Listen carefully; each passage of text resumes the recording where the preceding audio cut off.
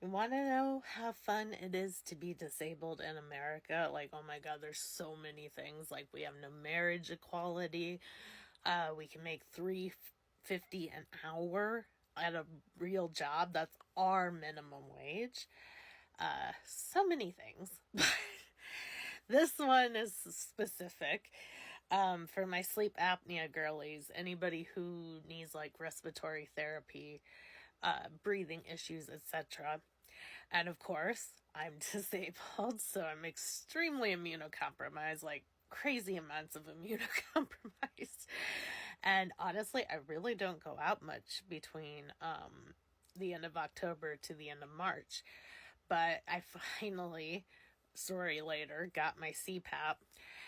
And the dumb bitch in a city, I even went all the way to a city into a little meth capital, is an anti-vaxxer.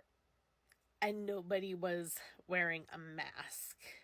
And the only vaccinated person who could help me was busy. Now, I will give her credit upon being asked to. She put on a paper mask, which I know is only like 20%, but something. And we got it done. But she wasn't even good at her job. She told me she put the wrong setting on the machine. She got me a mask that I couldn't even work. I had to take it in today and exchange it. And then I learned, because I was like, hell no, am I going back to that one? I went to Cedar Rapids, which is a bigger town than either of those. And they told me they're supposed to all be vaccinated. So yeah. Anyways, I wanted to talk about getting, well, it's technically a BiPAP, but a lot of people who don't know these things, it's like a CPAP. It just does two different amounts of breathing.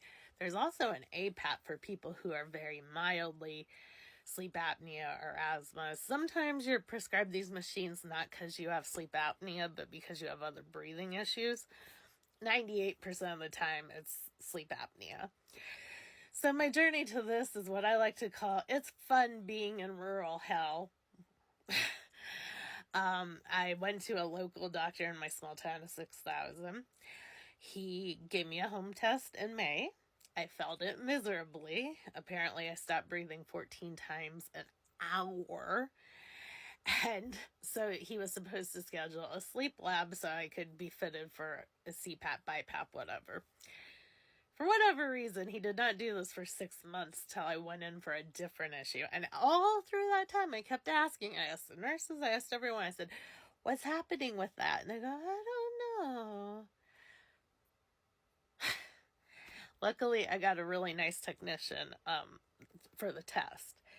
And if you're one of those ADHD girlies or any other problem girlies, gender neutral, of course, you know the time they tell you to do these tests is fucking ridiculous. You're supposed to be ready for bed by 9:00 p.m. Then you're apparently supposed to wake up by 5 or 6 a.m. And just yet again, you have the joy you can't wear a mask during it, because all this with the PAPs is it has to be close fitting like this. And at least she was vaccinated. So when I tried it, I was really like, oh, am I going to be claustrophobic, because I hear that.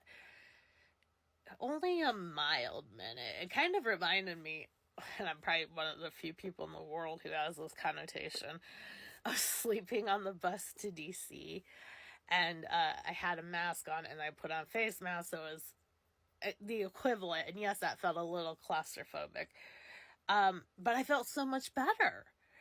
I only slept like 5 hours there, barely. I mean, technically, I think I was in deep sleep for 2. It was really pathetic. There goes my dreams of Ambien. Apparently, it doesn't do shit for me. And so, I waited for this. I really stayed on it because I'm like, I need that. I need that now. And just because they are indeed useless, I got my sleep results while I was at the Muppet thing. And that was literally Monday. It was a Friday test. And I was like, okay, let's move. the assistants don't know how to work my chart. And yet they're young. I live in a fucking cuckoo clock. So after that, then I got it and put in the order. Sleeping at home with it, even with the ill-fitting mask. I'm going to be perfectly blunt. If you have any SA trauma, just be warned what the term I'm going to use here. I woke up feeling like I'd been fucked in the throat. I only did that once or so when I was like 20, and I did not care for it, no. And no shame to anyone who does, of course, but it's a hell of a feeling to wake up after 8 years of celibacy and your throat's like, so please ignore my blue brown tongue. I've been eating fruit roll-ups by the dozens. I deserve it. I'm broken. Anyway, so outside of that, I was really stunned. Yesterday was the first day I had it where I could sleep. I slept a whole night with it. And I was up 14 hours. Now, if you're not one of those girlies, you won't understand, but that was like a fucking revelation. It was like being Sleeping Beauty.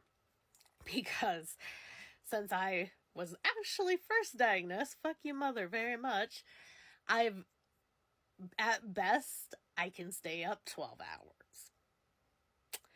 And that's pushing it. It's usually about 4, and then I take a nap, and then it's like 8.